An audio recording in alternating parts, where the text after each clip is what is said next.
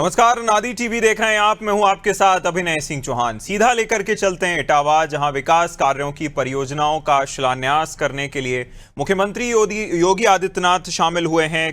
कार्यक्रम को संबोधित कर रहे हैं। अवसर दिया था और तब डबल इंजन की भारतीय जनता पार्टी की सरकार ने संकल्प लिया था कि अपराध और अपराधियों के प्रति हम जीरो टॉलरेंस की नीति के तहत काम करेंगे, संगठित अपराधियों की कमर तोड़ेंगे और माफिया को मिट्टी में मिलाने का काम भी करेंगे। बहन और भाइयों, भारतीय जनता पार्टी ने जो कहा वो करके दिखा दिया। जिन्होंने उत्तर प्रदेश के अंदर हर जनपद में एक माफिया दिया था, संगठित अपराध का गढ़ यूपी को बना दिया था, यूपी के नौजवान के सामने पहचान का संकट खड़ा कर दिया था, यूपी के किसानों को आत्महत्या करने के लिए मजबूर किया था, यूपी के कारीगरों को बेरोजगार बनाया था और यूपी के अंदर अव्यवस्था, अराजकता, कर्फ्यू, दंगा, उपद्रव, इसकी पहचान यूपी के साथ जोड़ दी थी। आज यूपी का नौजवान, यूपी का किसान, यूपी का कारीगर, यूपी का नागरिक पहचान के उस संकट से उबर चुका है, लेकिन जिन्होंने संकट पैदा किया था उनके सामने स्वयं पहचान का संकट आ खड़ा हुआ है। उनके सामने पहचान का संकट खड़ा हुआ है।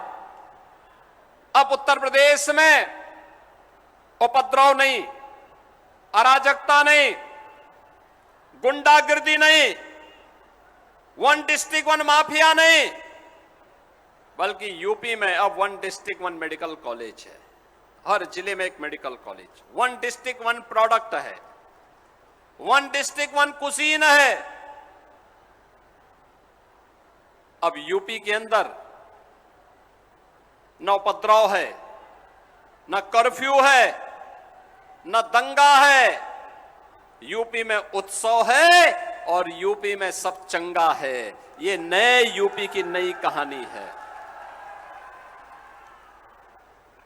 जो लोग पहले आपसे 10 कदम दूरी बनाते थे 10 वर्ष पहले तक, आज आप कहीं जाएंगे कहेंगे मैं यूपी का हूं, मैं इटावा का हूं, मैं मैनपुरी का हूं, मैं आगरा का हूं, मैं जालौन का हूं, मैं फतेहपुर का हूं, मैं औरैया का हूं, किसी भी जनपद का आप बताएंगे, वह व्यक्ति आपसे दूरी नहीं बनाएगा, बल्कि उसके मन में आता है कि वह आपके नजदीक आए और आपको गले से मिल ले। यह आज आपकी पहचान है। एक समय यूपी से निकले हुए एक समाजवादी नेता ने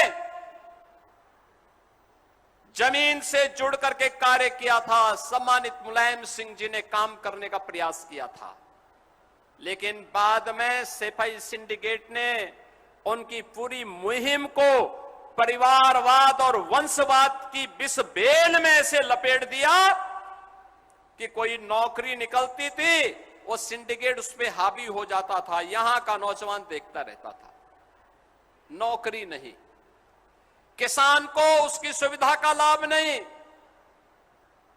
श्रमिकों को उसके उसके श्रमदान से वंचित कर दिया जाता था। विकास के नाम पर लूट खसोट का जो दौर चला, उसने आपके सामने पहचान का संकट खड़ा कर दिया। यूपी को बीमारू राज्य बना दिया। देश की सबसे बड़ी आबादी का राज्य बीमारू हो जाएगा तो देश का क्या होगा? और यही होता था।